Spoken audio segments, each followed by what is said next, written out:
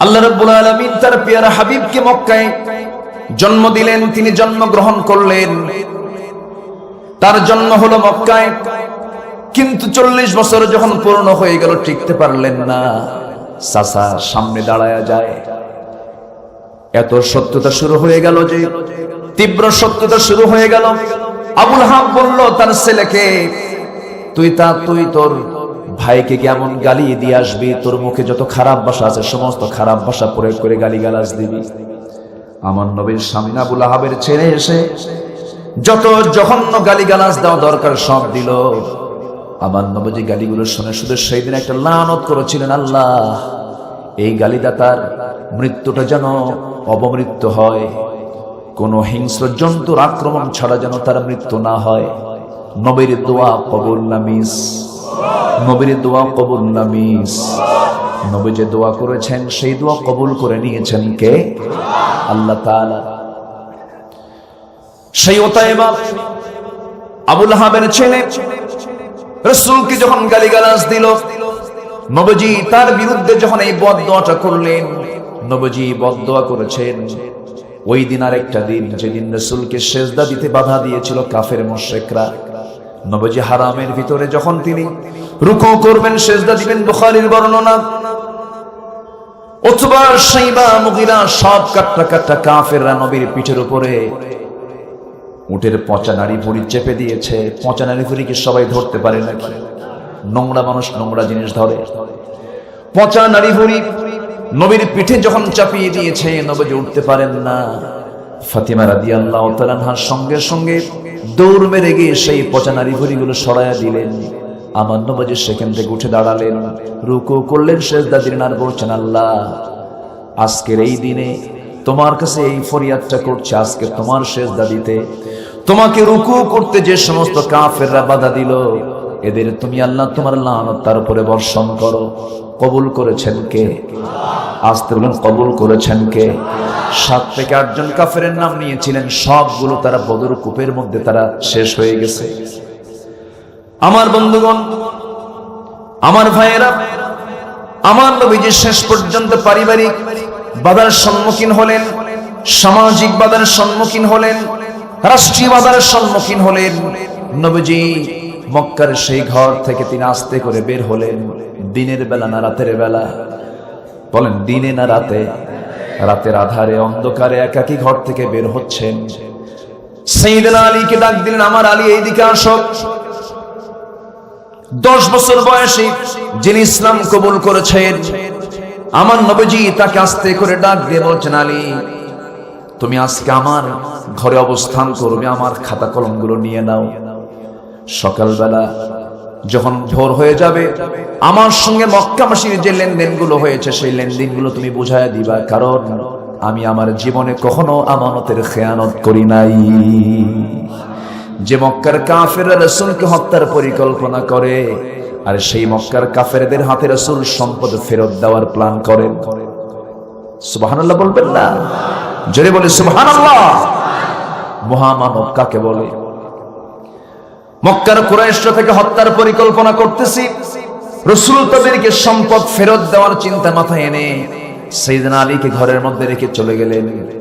যখন চলে যাচ্ছেন, সবার কম বেশি জানা আছে শত্রু রাসূলকে দেখতেছে কিন্তু মারতে পারছে না। ফয়সালা কার?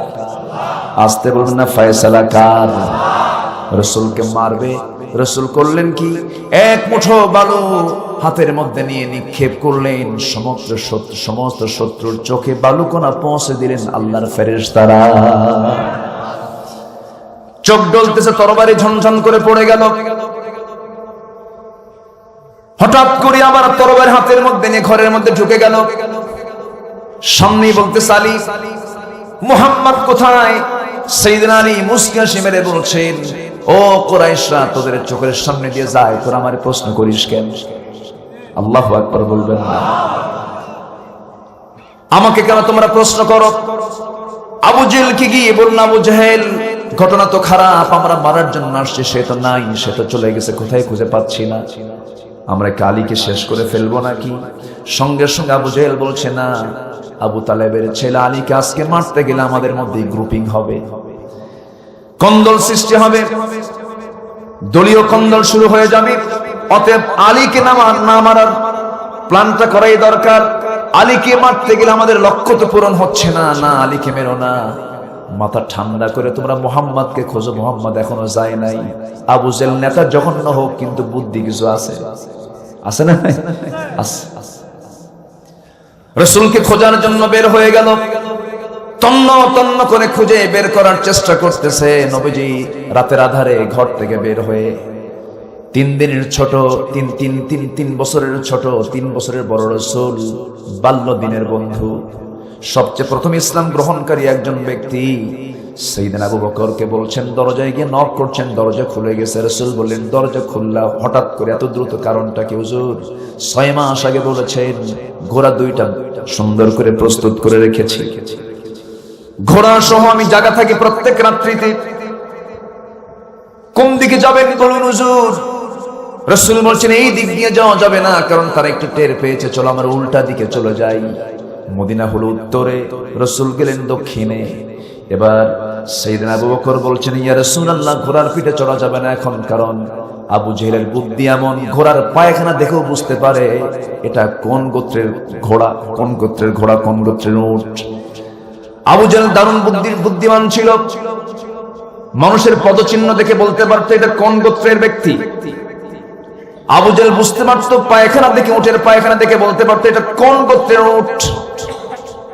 প্রচন্ড ধী অনুভূতি সম্পন্ন ব্যক্তি আবু জেহেল ছিল। সঙ্গে সঙ্গে এবার তিনি বলছেন, ইয়া রাসূলুল্লাহ, এখন তাহলে কি করা যায়? যেহেতু আমরা মক্কার বাইরে যেতে পারতেছি না, আপনি আমার পিঠে ওঠেন।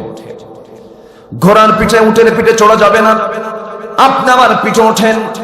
নবীজি কি তার পিঠে উঠায় নিয়া 2 বৃদ্ধাঙ্গুলের পরে ভর দিয়ে দিয়ে, আবার পিছনে একটা কাপড় দিয়ে দিয়ে সেই হাঁটার চিহ্নগুলো মুছে মুছে দিয়ে যাচ্ছে। একটা পা দিয়ে আগায় যান, পিছনের পা দিয়ে মুছে মুছে নিয়ে যান। জাবালে সৌরে আশ্রয় নিলেন। জাবালে সৌরে আশ্রয় নিয়ে বলছেন, ইয়া রাসূলুল্লাহ, খাওয়ার কি ব্যবস্থা হবে? আমার বড় মেয়ে আসমা আছে। আসমাকে খবর দেওয়া হলো।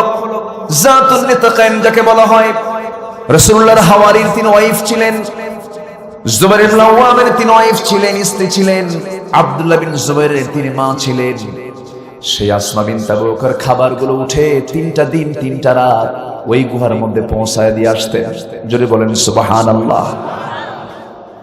ওই 3টা দিন 3টা রাত যে ওই গুহার মধ্যে ছিলেন, সেই জায়গায় মনে হয় 100 পাওয়ারের লাইট ছিল। আস্তে কর, লাইট ছিল নাকি? বাতি ছিল নাকি? সেই জায়গায় কোনো বালিশ ছিল নাকি? তোষক ছিল নাকি? বিশ্ব নবী যাকে আল্লাহ তাআলা নিজের বাড়িতে দাওয়াত দেন আর দিন কায়েমের জন্য তিনি এমন গুহায় আশ্রয় নেন যে গুহার মধ্যে কোনো একটা লাইটও নাই, খাবারও নাই। আমার নবীজি সেই জায়গায় উৎকণ্ঠায় দিনগুলো কাটালেন। কি দৃঢ়চেতা রাসূল ছিলেন!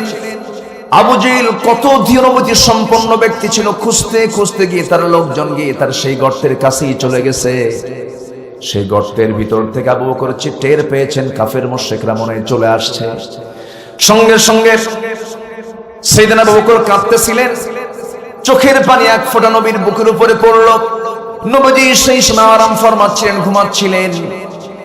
ওই 1 ফোঁটা চোখের পানি পড়া মাত্র নবীর ঘুম ভেঙে গেছে। নবীজি তার 2টা হাত দিয়ে আবু বকরের চোখের পানি মুছে দিয়ে বলছেন, আবু বকর, বুঝতে পেরেছি বউ বাচ্চার কথা মনে হয়ে গেছে।